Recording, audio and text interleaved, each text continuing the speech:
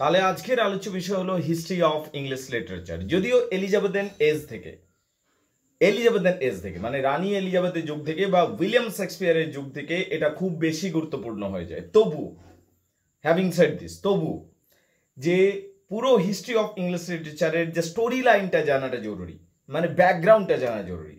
তোমরা চাইলে এতগুলো হিস্ট্রি অফ ইংলিশ লিটারেচারের বই, যেগুলো এখানে আমরা বলতে পারি এডওয়ার্ড অ্যালবার্ট রয়েছে, জে লং রয়েছে, এম.এন. সিনার রয়েছে, ডেভিড ডাচেস রয়েছে, প্রফেসর রয় এন চক্রবর্তী রয়েছে, এতগুলো বই চাইলে পড়তে পারো, ঠিক আছে। বাট আই উড প্রেফার, আমি কিন্তু এই বইটাই প্রেফার করব যেটা আমারই লেখা বই, ঠিক আছে।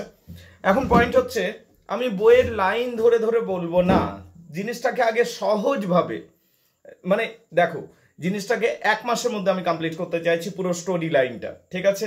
তাহলে সহজভাবে স্টোরি আকারে, গল্পের আকারে বোঝো, জিনিসটা বেশি মাথায় থাকবে, ঠিক আছে। আগের দিন আমরা প্রি অ্যাংলো সেকশন এরাটা বুঝেছি, মানে অ্যাংলো সেকশন দিয়ে আসার আগে পর্যন্ত কি কি হয়েছে। আজকে আমরা জানবো অ্যাংলো সেকশন যুগ কি কি হবে, অ্যাংলো সেকশন যুগে কি কি ঘটছে না ঘটছে সবকিছু আমরা জানতে পারবো, বুঝতে পারলে কিনা। ঘটনাটা হলো, 3টে জার্মানিক জাতি ছিল, ঠিক আছে, অ্যাংলো জাটেস স্যাক্সন। এরা আসছে জার্মানি থেকে। জার্মানি বলে আগে কোনো জায়গা ছিল না, বেসিক্যালি পুরো জায়গাটাকে স্ক্যান্ডিনেভিয়া বলা হতো, এবং আলাদা আলাদা ম্যাপগুলোও ছিল দেশের, বুঝতে পারলে। কোনোটা গ্রিনল্যান্ড, কোনোটা আইসল্যান্ড, কোনোটা ডাচল্যান্ড, এমনি করে করে সমস্ত জার্মান যেটা ছিল সেগুলো সব আলাদা আলাদা ভূমি ছিল, বুঝতে পারলে কিনা। এবং সেখানে ভাইকিংসরা বাস ছিল এবং ডাকাতরা বাস করতো। সেই বিস্তৃত অঞ্চল থেকে 3টে জাতি উঠে আসছে। একটা ছিল অ্যাংলো, একটা ছিল জাটেস, একটা ছিল স্যাক্সন। অ্যাংলো জাটেস স্যাক্সন, এই অ্যাংলো জাটেস স্যাক্সনটা যখন আসছে, ইংল্যান্ডের 3টে জায়গা দখল করছে। যদি এই বইটাকে দেখো তোমরা, ঠিক আছে, এই বইটার পিছনে একটা ম্যাপ দেওয়া আছে, একটু লক্ষ্য করবে। এখানে ইয়েলো কালার, রেড কালার এবং ব্লু কালার মার্কিং করা আছে। এই সব মার্কিং গুলো দেখো ইংল্যান্ডে আসছে, you can check it out, বুঝতে পারলে কিনা। এই যে ইয়েলো কালারটা রয়েছে, এখানে অ্যাংলোরা আসছে, ব্লু কালারটা হচ্ছে জাটেসরা আসছে, রেড কালারটা হচ্ছে স্যাক্সনরা আসছে। এইবারে আমরা দেখতে পাই যে এখানে 3 দল গোষ্ঠী এসে উপস্থিত হচ্ছে। কোথায় এসে উপস্থিত হচ্ছে? ইংল্যান্ডে এসে উপস্থিত হচ্ছে বটে, কিন্তু এদের মধ্যে আবার মারপিট শুরু হয়ে যাচ্ছে, এবং আমরা দেখতে পাচ্ছি অ্যাংলো জাটেস স্যাক্সনের মধ্যে যখন লড়াই শুরু হয়ে যাচ্ছে, এবং আলটিমেটলি জাটেস বলে যে দলটা রয়েছে তারে ডিলিটেড হয়ে যাচ্ছে, তখন অ্যাংলো এবং স্যাক্সন মিলেমিশে থাকতে শুরু করছে, এবং যুগটাকে বলা হচ্ছে অ্যাংলো স্যাক্সন যুগ। Okay, I hope you have got it clear. তাহলে পয়েন্ট হচ্ছে, অ্যাংলো স্যাক্সন যুগ কাকে বলা হচ্ছে? অ্যাংলো এবং স্যাক্সনরা যখন মিলেমিশে থাকতে শুরু করছে এবং পুরো ইংল্যান্ডের উপর নিজেদের আধিপত্য বিস্তার করছে, সেই যে যুগটা, এবং জাটেস ডিলিটেড হয়ে যাচ্ছে বেসিক্যালি, তখন সেই যুগটাকে বলা হচ্ছে অ্যাংলো স্যাক্সন যুগ। I hope you have got it clear. এই অ্যাংলো স্যাক্সন যুগকে ইংরাজি সাহিত্যের ইতিহাসে প্রথম যুগ হিসাবে কনসিডার করা হয় বা প্রথম যুগ হিসাবে ধরা হয়। এই যুগে কি কি লেখা হয়েছে আমাদের জানতে হবে। এই অ্যাংলো স্যাক্সন যুগটাতে বেশ কিছু লেখাজোখা হয়েছে। বলে স্যার কি কি লেখাজোখা হয়েছে? কি কি লেখাজোখা হয়েছে সেগুলোর মধ্যে আমাদের সব থেকে প্রথমে যে নামটি জানতে হবে সেটা হলো বেওল্ফ হলো একটা এপিক বা মহাকাব্য। তবে এই নিয়ে বিস্তর তর্ক বিতর্ক রয়েছে, অনেকে এপিক বলে, অনেকে এপিক বলতে চায় না, তর্ক বিতর্ক রয়েছে। তবে নিঃসন্দেহে 3182টা লাইন যখন রয়েছে, এটার মধ্যে যথেষ্ট এপিক কোয়ালিটি রয়েছে, যদিও এর বিরুদ্ধেও তর্ক বিতর্ক রয়েছে। আজকে আমরা অ্যাংলো স্যাক্সন যুগ সম্বন্ধে দু এক কথা জানবো। আগে বলো, এই যেটুকু বললাম অ্যাংলো স্যাক্সনদের সম্বন্ধে একটা বেসিক আইডিয়া, যারা অনলাইনে ক্লাস করছে তাদেরকে জিজ্ঞেস করছি, একটা বেসিক আইডিয়া ফরমেশন হলো কিনা। তাহলে অ্যাংলো স্যাক্সন যুগে আমাদের সব থেকে প্রথমে জানতে হবে যে অ্যাংলো স্যাক্সন যুগটা যে স্থায়ী যুগ সেটা কিনা। হ্যাঁ, অ্যাংলো স্যাক্সন যুগ একটা স্থায়ী যুগ, এবং এই যুগটা বেশ কিছুদিন ধরে চলবে। এই যুগে বেশ কিছু লেখাজোখা হয়েছিল, ইংরাজি সাহিত্যের দৃষ্টিকোণ থেকে এটা বেশ গুরুত্বপূর্ণ। অ্যাংলো স্যাক্সন যুগে কিছু লেখাজোখা হয়েছিল। এখন প্রশ্ন হচ্ছে কি কি লেখা হয়েছিল। এই যুগে 3-4 ধরনের লেখাজোখা হয়েছিল। প্রথমটা হচ্ছে হিরোইক রাইটিং, মানে বীরত্বপূর্ণ লেখাজোখা হয়েছিল, that is the first thing. দ্বিতীয় হচ্ছে এলিজি মানে আবেগপূর্ণ বা দুঃখের কবিতা, এইগুলো লেখা হয়েছিল। 3 নম্বর হচ্ছে রিলিজিয়াস পোয়েম, ধর্মের কবিতা লেখা হয়েছিল। এবং 4 নম্বর হচ্ছে এই যুগে প্রোজ রাইটিং হয়েছিল, মানে কবিতা বাদ দিয়ে, যখন তুমি ইতিহাস লেখো, কবিতা বাদ দিয়ে কোনো গল্প গাথার প্রকৃতি লেখো, সেগুলোকে প্রোজ রাইটিং বলা হয়। তাহলে 4 প্রকার রাইটিং মূলত লেখা হয়েছিল। হিরোইক পোয়েম, যেখানে বীরত্বপূর্ণ লেখা হবে, আর কি হিরোইকের পর রিলিজিয়াস পোয়েম, যেখানে ধর্মের লেখা থাকবে, আর কি এখানে এলিজিয়াক রাইটিং ছিল। এলিজিয়াক রাইটিং বলতে কি, যেগুলো দুঃখের কবিতা লেখা হচ্ছিল, এগুলো ছিল এলিজিয়াক রাইটিং। তবে এই যুগে কি আর কিছু লেখা হয়েছিল? হ্যাঁ, আর আরেক প্রকার ছিল, তবে কি 4 প্রকার হচ্ছে না, সেটা হচ্ছে প্রোজ রাইটিং। প্রোজ রাইটিং মানে ট্রান্সলেশন, হিস্ট্রি, এই জাতীয় লেখাগুলোকে প্রোজ রাইটিং বলা হয়। এখন প্রশ্ন হলো, এই যে এই যুগটার সব থেকে শ্রেষ্ঠ লেখা, বা এই যে অ্যাংলো স্যাক্সন যুগটা চলছে, এটা শ্রেষ্ঠ লেখা কোনটা? অ্যাংলো স্যাক্সন যুগের সব থেকে শ্রেষ্ঠ লেখার নাম হলো বেওল্ফ। বেওল্ফ মানে কি? বেওল্ফ মানে বিয়ার। বেওল্ফ মানে হলো বিয়ার। বিয়ার মানে হচ্ছে ভালুক, বুঝতে পারলি কিনা? বেওল্ফ একটা মহান যোদ্ধার গল্প, যে যোদ্ধা যুদ্ধ করতে আসছে। কোথায়? এখানে গল্পটা তোমাকে ভালো করে জানতে হবে, তার কারণ আমরা দেখেছি একাধিকবার এবং একাধিক বিশ্ববিদ্যালয়ে এই গল্পটা অনেক সময় লিখতে দেয়, এবং এটা 12 নম্বরের কোয়েশ্চেন দিয়ে দেয় যে গল্পটা লেখো, 10, 12 যাদের যেরকম স্কোরিং থাকে, 15, ঠিক আছে, এটা দিয়ে দেয়। তো গল্পটা জানাটা জরুরি। গল্পটা হচ্ছে কি, ডেন্সের একজন মহারাজা ছিল। মহারাজা, আমি বিউল্ফের গল্পটা বলছি কারণ অ্যাংলো স্যাক্সন যুগের সব থেকে সেলিব্রেটেড স্টোরি বা পোয়েম, যা বলবে হিরোইক পোয়েম, সব থেকে সেলিব্রেটেড পোয়েম হচ্ছে বেওল্ফ। 3182টা লাইন রয়েছে, এটাকে এপিক বলা হয়। অনেকে আবার এপিক বলেন না, এনে প্রচুর বিস্তর তর্ক বিতর্ক রয়েছে। এক দল এটাকে এপিক বলেন, তার লজিক দেন, আরেক দল এটাকে এপিক বলেন না, তার লজিক দেন। এইভাবে তর্ক বিতর্ক এখনো চলছে, whether বিউল্ফ is epic or not, বুঝতে পারলি কিনা? এই নিয়ে তর্ক। এত পুরনো লেখা এটা বিউল্ফ, যে এর যে লেখকটাকে আমরা এখনো জানেন, we do not know who is the writer of Beowulf. Beowulf কে লিখেছে আমরা অ্যাকচুয়ালি উই ডোন্ট নো, আমরা জানি না বিউল্ফ সম্বন্ধে যে এটা কে লিখেছে। তো যাই হোক, এখানে আমরা পয়েন্টগুলো আলোচনা করব। দেখো বিউল্ফের গল্পটা কি আছে তোমাকে আগে জানতে হবে। বিউল্ফ হলো একজন মহান যোদ্ধার গল্প। একজন মহান যোদ্ধা ছিলেন, সেই যোদ্ধাটার নাম হলো বিউল্ফ, বুঝতে পারলি কিনা?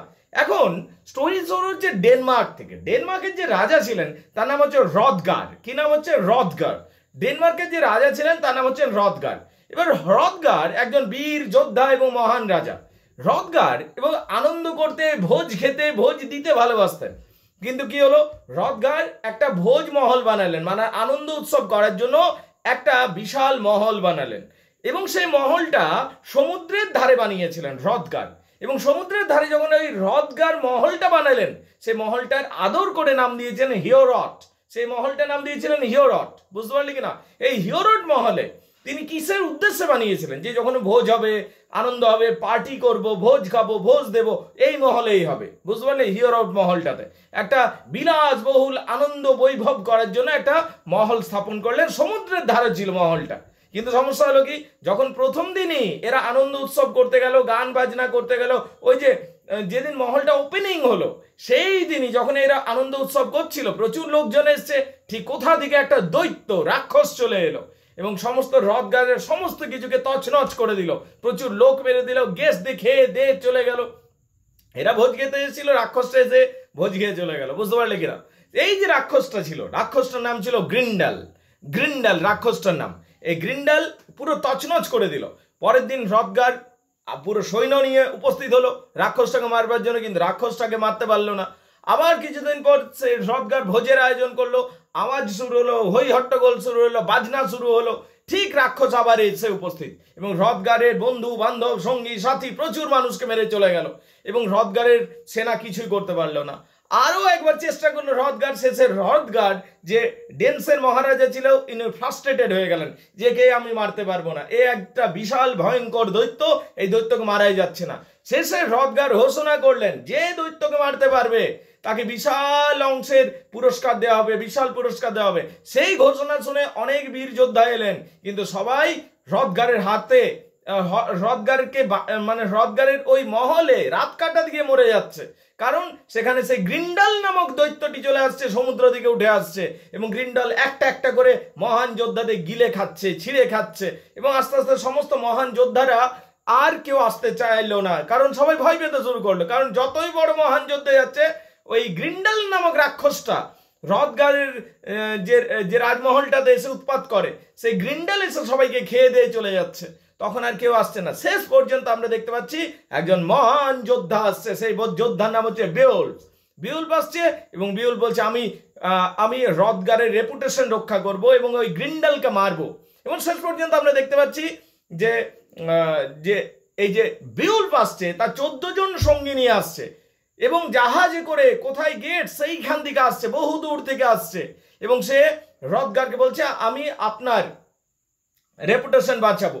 তার কারণ এখানে হ্রদগারের অনেক অপমান হচ্ছিল, নাম খারাপ হচ্ছিল যে হ্রদগার এমন একটা মহল বানালো, হ্রদগার সেখানে নিজেই রাক্ষসটাকে মারতে পারছে না। এবং এই যে বিউল্প আসছে এবং বিউল্প বলছে হ্রদগারকে যে আমি রাক্ষসটাকে মারবো, এবং শেষ পর্যন্ত আমরা দেখতে পাচ্ছি যে বিউল্পের সঙ্গীরা রাক্ষসের সাথে লড়াই করার জন্য প্রস্তুত হচ্ছে। প্রথম দিন বিউল্পরা ভেবেছিল কতই বড় আর রাক্ষস হবে, প্রথম দিন সেই রাক্ষসটা যখন এসে উপস্থিত হচ্ছে, বিউল্পরা এত বড় রাক্ষসের জন্য প্রস্তুত ছিল না। লিটারেলি তারা এই সমস্ত এত বড় রাক্ষস দেখে তারা স্তম্ভিত হয়ে যাচ্ছে, এবং শেষে আমরা দেখতে পাচ্ছি বিউল্পের সাথে এই রাক্ষসটার লড়াই কি হবে। রাক্ষসটা বিউল্পের কয়েকটা সঙ্গীকে খেয়ে চলে যাচ্ছে। বিউল্প পরের বার সকালে সবাইকে এক্সপ্লেন করছে, সবাই বিউল্পের উপর হাসাহাসি করছে যে তুমি বলেছিলে রাক্ষসটাকে মারবো, এ কি তোমার বন্ধুদিকেই বেশ কয়েকজনকে খেয়ে দিয়ে চলে গেল।